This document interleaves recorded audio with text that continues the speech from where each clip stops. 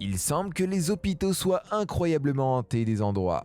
Publié sur YouTube en septembre 2019, HRJ Paranormal Adventures navigue dans cet hôpital situé au pied de la montagne de South Pittsburgh.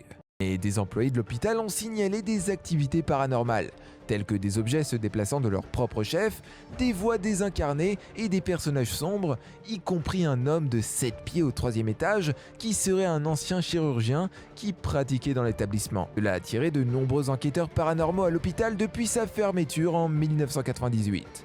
HRJ Paranormal Adventures parvient à capturer quelques entités paranormales dans cette vidéo. Suivez l'équipage dans son enquête d'1 heure sur cet endroit hanté et vous pourriez capturer quelques autres observations d'esprit et voix désincarnées. Numéro 5. Attention, fille effrayante. N'entrez pas dans les maisons sombres et inquiétantes abandonnées la nuit. Publié par Carrie Cords en 2010, l'équipe explore une maison abandonnée la nuit, quand ils zooment dans un coin de la pièce. Dans ce coin sombre, derrière divers obstacles, apparaît une poupée fille effrayante. La vue dérangeante les fait fuir hors de la pièce. Pas vous? Je ne pense pas qu'ils avaient d'autre choix. Numéro 4. Les asiles de Penhurst Asylum. Ces asiles contiennent de l'énergie sombre, et celle-ci ne fait pas exception. Cette séquence publiée par The Paranormal Files parcourt leur ville à Penhurst Asylum. Le patient numéro 1 est entré à l'asile le 23 novembre 1908.